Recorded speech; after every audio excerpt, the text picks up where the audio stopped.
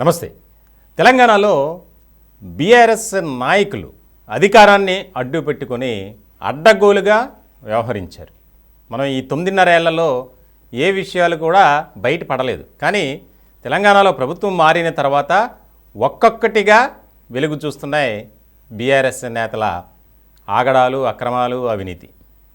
మొన్నటికి మొన్న గొర్రెల స్కామ్, పందుల స్కామ్, అలాగే రకరకాలు ఇంకా అన్నీ స్కామ్లే. స్కీమ్ అంటారు, స్కామ్గా మారుస్తారు. దీంట్లో ఎంతోమంది పెద్దలు ఇరుక్కుని ఉన్నారు. ఖాళీ ప్రభుత్వ స్థలం కనిపిస్తే చాలు దాంట్లో అక్కడ వాలిపోవటం, మాది అనిపించేసుకోవటం.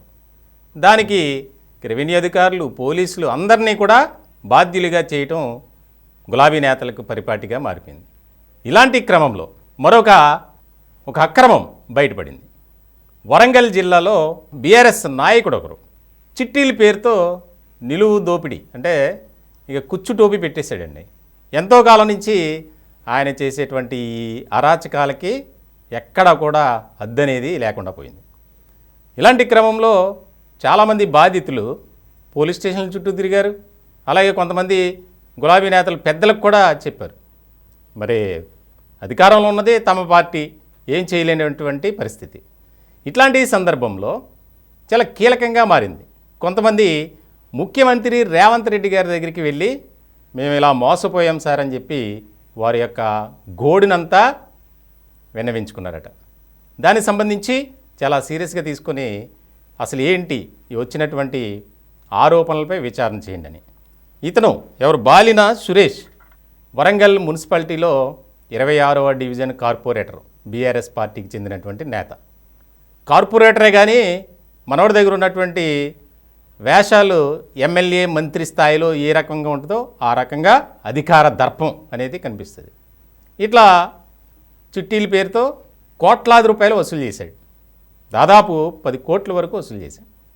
తీరా వారి అవసరం కొద్దీ పాట పాడటం, చిట్టి పాట పాడుకొని డబ్బుల కోసం ఎదురు చూసేవారిని బెదిరించడం, డబ్బులు అడిగితే చాలు బెదిరించడం, ఇట్లాంటివి చేయడంతో వీళ్ళంతా బాధితులంతా ఏకమై పోలీస్ స్టేషన్ల చుట్టూ తిరిగినా, అధికారుల చుట్టూ తిరిగినా ఎవరో కూడా మాకు న్యాయం చేయట్లేదు, ముఖ్యమంత్రి గారు ఏ విషయమైనా సరే మీరు రండి అని రేవంత్ రెడ్డి గారు మాకు భరోసా ఇచ్చారు కాబట్టి ఆ ధీమాతో, ధైర్యంతో మేము వెళ్ళాం అని చెప్పి బాధితులు చెప్తున్నారు. ఇప్పుడు తీరా జరిగింది ఏంటంటే, ఈ బాలిన సురేష్ గులాబీ నేతను పోలీసులు పట్టుకున్నారు. దాదాపు 10 కోట్లు వసూలు చేశాడు. ఇంట్లో రెడ్ హ్యాండెడ్గా పట్టుకొని దాదాపు 1 కోటి రూపాయలు సుమారు స్వాధీనపరుచుకున్నారు. ఎవరైతే బాధితులు 150 మంది వరకు ఉన్నారట. ఇట్లాంటి క్రమంలో చాలా కీలకంగా మారినటువంటి అంశం అంటే చిన్న లేదు, పెద్ద లేదు, అక్రమాలకు గులాబీ నేతలు ఏ రకమైనటువంటి పందాన్ని ఎంచుకున్నారనేది మనం క్లియర్గా చెప్పచ్చు. మొత్తం ఎంత, ఎవరి దగ్గర ఏ రకంగా వసూలు చేశాడో అంతా వసూలు చేయండి, అతని దగ్గర నుంచి రాబట్టండి, బాధితులకు న్యాయం చేయాలి అని ఆదేశాలు జారీ చేయడంతో మొత్తానికి పోలీసులు చేసేదేమీ లేక, గతంలో కూడా ఇలా కంప్లైంట్స్ ఇచ్చారు రిటర్న్గా, వందలాది కంప్లైంట్స్, కానీ ఎక్కడా కూడా అవి కేవలం కాగితానికి పరిమితమై పోలీస్ స్టేషన్లో చెత్తబుట్టలో పడేసినటువంటి పరిస్థితి. ఇట్లాంటి సందర్భంలో ఇప్పుడు తాజాగా సురేష్ని పోలీసులు అరెస్ట్ చేశారు. అరెస్ట్ చేసి ఇంట్లో ఉన్నటువంటి 1 కోటి రూపాయలని స్వాధీనపరుచుకున్నారు.